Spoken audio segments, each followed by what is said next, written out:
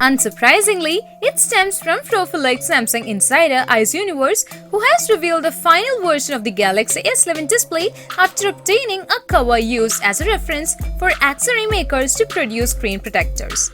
And the surprise is it shows a phone which essentially has no bezels at all. In fact, the only downside to this final version is it confirms the Galaxy S11 will still have a hole punch for the camera. That said, it has been centered and the camera module itself has been shrunk to take up less space. It's also worth saying that while hole punch displays may not be ideal, they avoid the delicate motors which power pop-up cameras which have been used by the rivals. Furthermore, this eye-catching display looks like being the finishing touch on a very impressive phone overall. Samsung will partly achieve its groundbreaking design by using significantly more glue to secure internal components. The downside is this is expected to make the Galaxy S11 range a lot harder to repair, so watch the space. In addition to its vanishing bezel, the Galaxy S11 display will run at a battery-smooth 120Hz display and incorporate a super-sized fingerprint sensor. The camera has also been completely overhauled with an eye-popping resolution and 5x optical zoom, and the battery is significantly enlarged because 5G will come as a standard. Downsides: be prepared to wave goodbye to the headphone jack. With an earlier release date than ever before, Samsung is clearly chomping at the bit to get the Galaxy S11 into our hands, and I don't think anyone will complain about that. When Samsung releases a successor to the Galaxy S10 next year, it may call the phone the Galaxy S20. The rumor comes from frequent Samsung tipster Ice Universe, who tweeted this week that the company will skip S11 for its next flagship. Next year in 2020 and 20 is a new beginning, they said in a follow-up tweet. Without elaborating what exactly a new beginning means. In the absence of more concrete evidence, all we have to support Ice's claims is that it would make sense for Samsung to call its next phone the S20 for a couple of reasons.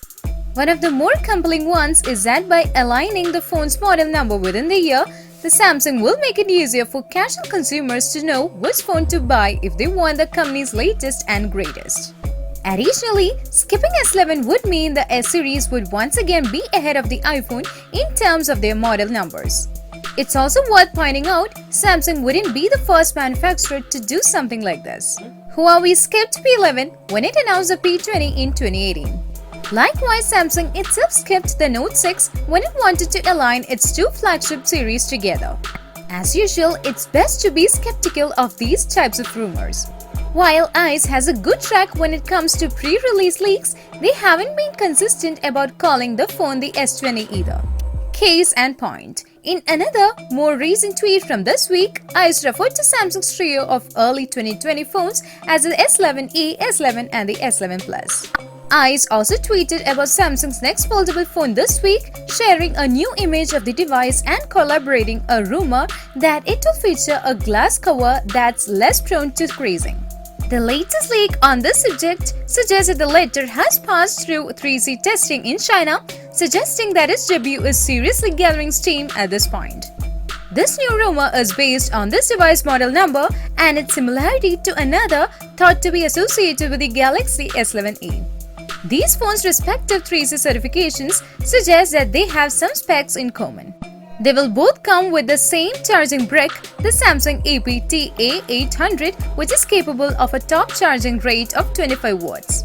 This limit may come across as disappointing to some who may hope the Galaxy S7 Plus may support an improved standard compared to those of the S10s, particularly as this phone is also linked to a 5000 mAh battery that could take ages to charge at standard speeds. However, it is still possible that the Plus variant will end up compatible with fast charging bricks that the OEM sells separately. The Galaxy S11e and the S11 Plus devices certified in China also have something else in common: 5G support. This suggests that both kinds of Samsung flagship will have variants with this connectivity or may come with it by default.